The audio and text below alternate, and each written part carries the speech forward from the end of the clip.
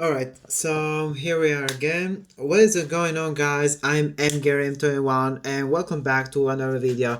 Before that, I just wanted to explain that I've been uploading a new video on YouTube explaining uh, about my updates on my channel, and also for a long time I've not been reacting so much on the YouTube videos just because I've been busy with the school, establishing much more my time on the school. I just want to see if I'm recording, yeah, and react on my school. And then what happened is that when I was installing my V recorder, it seemed that my V recorder wasn't working because there was a glitch on the audio on my tablet. But still, right now I downloaded Screenpal, and I did not suggest it to use the V recorder for here.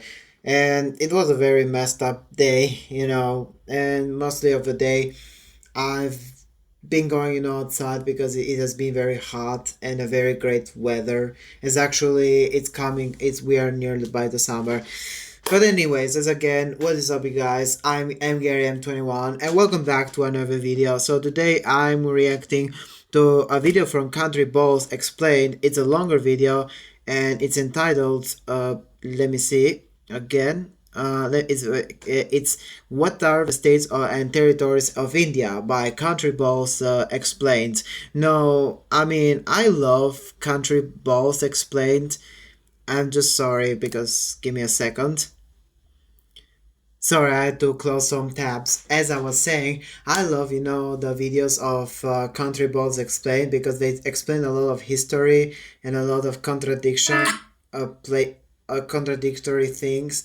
And and anything further to do, I'm just gonna watch the video. Hopefully, this is gonna be, I'm not gonna tell funny, but hopefully the video is gonna be very interesting.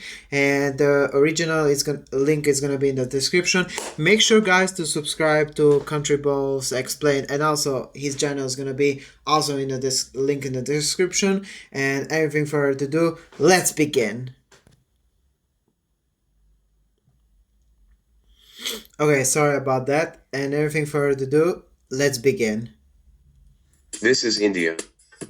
Okay. Bollywood, doctors, engineers, IT scammer, and your favorite YouTube teacher to pass exams. But beyond the stereotype and generalization, the nation of India can be better described as a collection of different countries who somehow got stitched together. How did this happen? Yeah, speaking of India, this country is very big, and it's something. This country is like divided like the United States somehow, because India is considered as a federative republic. If I'm wrong, can someone write me down in the comments about this? Happen? Well, the short answer is geography, and some Brits. The Indian subcontinent geography attracts a variety of people throughout history, including the Indus Valley Civilization, some Indo-Aryan migrations, which brought in some Vedic stuff and displacing the original Dravidians. The Mauryan Empire, which later united most of India, Greek stuff, some Jews, a random Christian dude called Thomas, Gupta Empire, Chola Empire bullying Southeast Asia, Muslim states, which came with lots of Persian influence plus bits of Arabic and Turkic into the Indian subcontinent. Some Hindu states still exist too. Wow, wow, that's weird. That some Hindu states are existing much more. What is the territories in South India that are near Sri Lanka? Sri Lanka, that's called that island that is in front of India. Then, Central Asian Mughals came along and almost united all of India. Damn. The Brits arrived, doing some divide and rule stuff whilst earning lots of cash, independence, split, fight with neighbors, and here we are today. The states and union territories in India reflect the diversity of its population. So what are these places? Geographically, to the northern half, there is a bunch of Indo-Aryan dominated states. The Indo-Aryan language family can be split further into a bunch of languages/dialects. Starting off with the Hindi-dominated states, there is Himachal Pradesh, snowy mountains, wheat, Tibetan influence, hydropower, and gallantry awards. Next to Himachal Pradesh is Uttarakhand, quite mountainous but more lowlands, lots of Hinduism holy sites, national park, and hardcore BJP government. Right next to Uttarakhand is Haryana, lots of wrestling dangle dangle, tough luck for girls, produced lots of milk. The Union Territory of Chand. Yeah, I used to heard that somehow India is also conflicting with political problems that they are having about this form of the regime, but I don't have so much information. But I used to heard also from my college in Germany, from my Indian friends, that their country is getting a lot of political problems and a lot of focusing on a social much more social initiations, that I'm not wrong about it. Chandigarh is just kinda there, a planned city to help share the capital, Mm-hmm. because Lahore is with Pakistan. Oh, Delhi man. and New Delhi is the capital Union Territory, historical sites, pollution, and snobbish government officials doing corruption and shady stuff. Uttar Pradesh, the most populous state, super religious, Hindu nationalistic dudes, gangs, and has tinge of Persian influence. Bihar, once a rich and power empire, has now become the poorest of all, looked down by other fellow Indians, sad. Jharkhand is basically Bihar 2.0, but with mineral resources, communist militancy, and tribes. Below Jharkhand is Chhattisgarh. It's like Jharkhand but with more forest, tigers, also mineral resources and communist militancy. Wow. There's a lot of conflicts with the communist groups in India. Can someone, guys, write down in a comment how these communist groups were formed in India, or if it was something related with the Cold War era? Because it seems that Country Ball explain doesn't explain somehow how really this communist group or communist groups or rebels group were formed in India. To the center of India there is Madhya Pradesh, Indian Chernobyl, forts and temples, and a cool asteroid lake. Towards the west coast is Rajasthan, the biggest state with desert, camels, forts, minerals, pink city Jaipur, vegetarians, big nuke tests, and child marriage. Ah, Moving on, the Punjabi speaking state is Punjab, filled with light skinned Indians, having best friends in Pakistan, Sikh stuff, bomb stuff, and doing its best to migrate to Canada. Above Punjab is the Kashmiri speaking Union. yeah, I used to heard that. I mean, mostly of the people of the friends that I have here from India were come from this province called Punjabi, and it seems very interesting. What and how many cultures have this territory of India from the overstates. Territory of Jammu and Kashmir, snowy mountains, a meat shield with Pakistan, and thus lots of unrests. Down towards the Arabian Sea is the Gujarati-speaking Gujarat state, rich stingy businessman, manufacturing hub, sweet food, Asiatic lions, diamonds, and no beers. The Union Territories of Dadra, Nagar have. Wow, I think India has a lot of a heritage focused on much more on the nature, especially on the Indian tigers or the Asian lions, which are the most extensive and endangered animals in all the world. But no, this video is very interesting, and it's been 4 minutes, and I'm far now. I'm liking this video and learning much more for the different states of India. Havli, Daman, and Diu are just there to serve alcohol for Gujarat. Below Gujarat is the Marathi-speaking Maharashtra, famous for Bollywood, Mumbai dominating the economy, All for. right, sorry about that, but I have to move a little my camera here or somehow, yeah, somehow here, just because I want to see a little the map. And some dudes having sexy times with a lizard. The little Konkani speaking Goa sits below, Oh my Portuguese goodness. India, beach, cheap alcohol, and Russians. Across the subcontinent is the Adia speaking state Odisha, Ashoka stuff, hockey, temple, lake, and keep getting beaten up by cyclones. Right next to Odisha is the Bengali speaking West Bengal, Bangladesh twin brother who happens to be more Hindu, more gays, stereotypically smart but lazy, fish, and the ideological center for the Indian independence movement. This weird chunk of Indian land squeezed between other countries is known as the Seven Sister States. Yeah, but how really India got that territory? If it was related, no, well, with the territories that were gained by the British Empire, but then when these territories won the independence somehow in 1947, they got a war together, and then they were divided in the eastern Pakistan and the western Pakistan. It was somehow like this. Hmm. It's kind of, yeah, because it's a related this division of the Indian territories. This is related so much more with the history. Which include the Assamese speaking Assam state, the big brother of the Seven Sisters state of India, illegal immigrants, and rhinos. To the top there is a tiny Nepali speaking state called Sikkim, basically India's Bhutan, who willingly joined India. Whilst the Indo-Aryan states gobbled up most of northern India, southern India is dominated by Dravidian dudes, with distinct languages/dialects. From the bottom up, there is the Tamil-speaking Tamil Nadu, historically a maritime bully, temples, lungi cloth, and does not really like the northern Hindi dudes.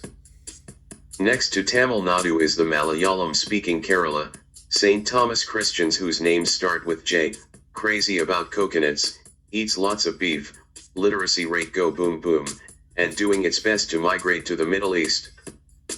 Moving up, there is the Kannada-speaking Karnataka, smart IT engineers and scammers, not much water, and the people here not happy with migrants from other states. Towards the east coast is the Telugu-speaking Andhra Pradesh, rockets, agriculture, and having bad luck losing its capital city to neighboring states. Above Andhra Pradesh is its Telugu twin brother Telangana, who took Hyderabad away for better outsourcing and better governance, which may or may not have worked.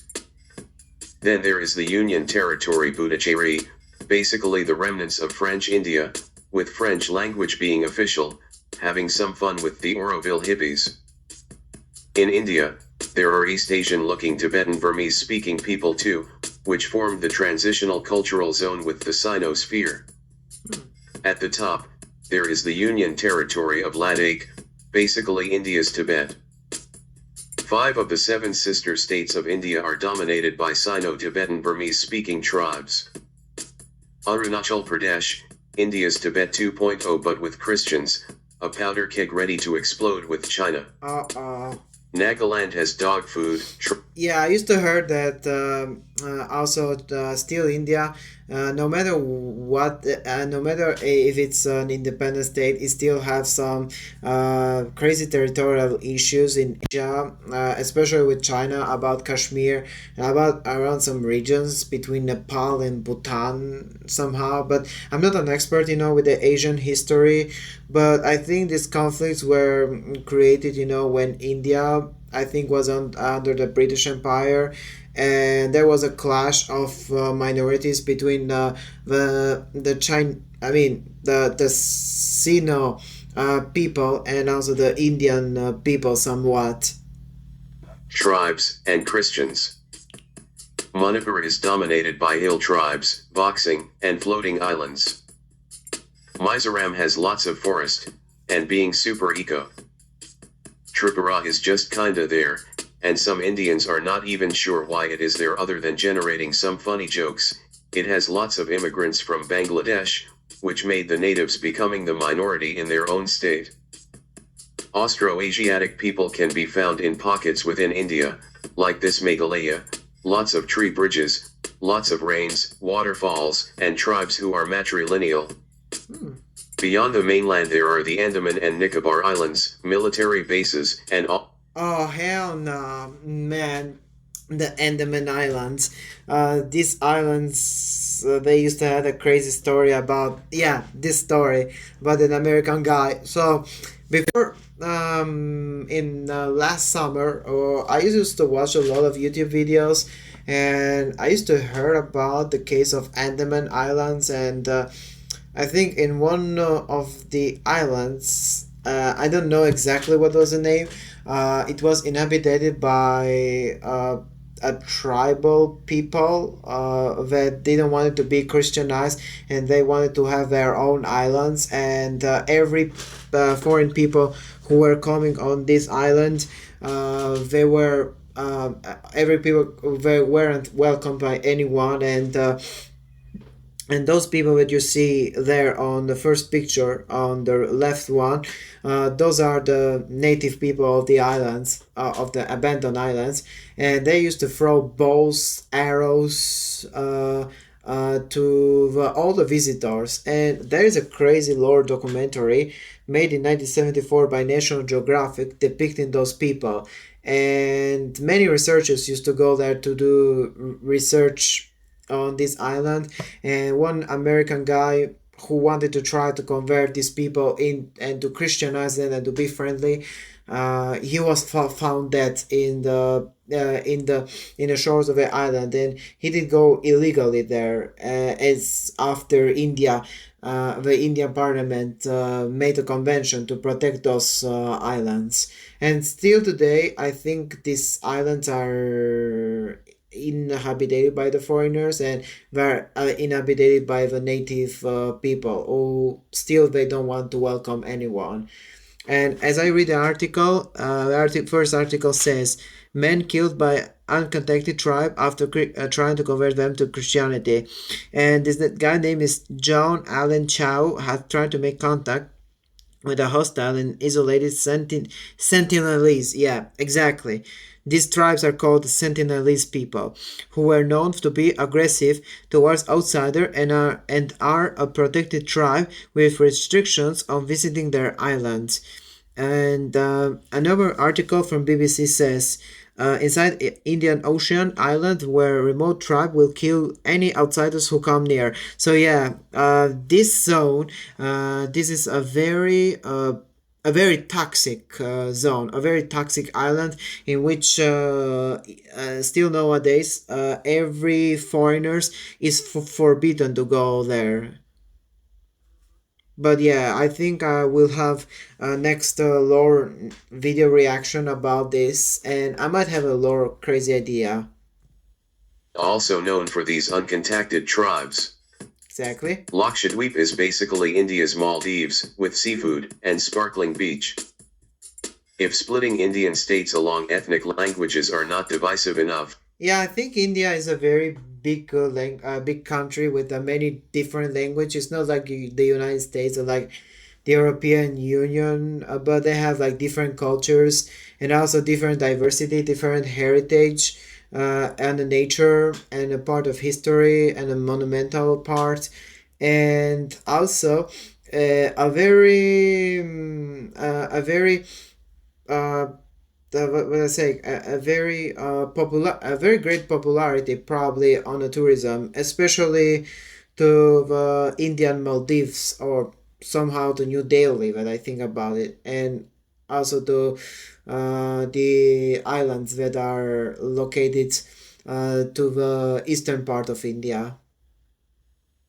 of India can also be split by religion, skin color, and general cultural zones. Okay. In case if you are wondering why Nepal and Bhutan are not a part of India, Hmm. it is mainly because these countries were not British protectorates, and their status as sovereign countries were recognized by the Brits even before India became independent. Also, both Nepal and Bhutan are good.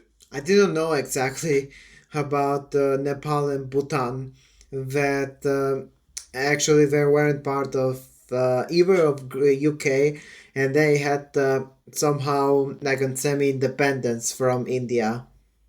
Good meat shield buffer states against Qing China.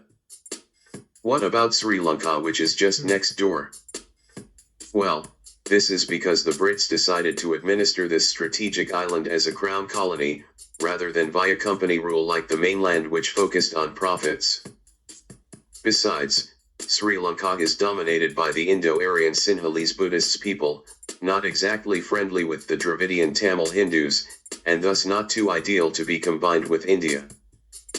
Pakistan and Bangladesh were separated from India for religious reasons. Oh no, oh no, no, I don't want to talk about this. This conflict is going on since I don't know, but mostly like since the end of World War II, like 1945, 1946. And they did not look back ever since. Myanmar used to be administered as a part of British India, but was later separated. Wait, what? Myanmar wasn't a part of India? I didn't know about that. Because I mean about Myanmar or Burma, I think this is much more Indochina. Because common sense. So what is the point of getting to know these Indian states and territories? Because it is nothing short of a miracle that India continues to function as a united country today. Hmm.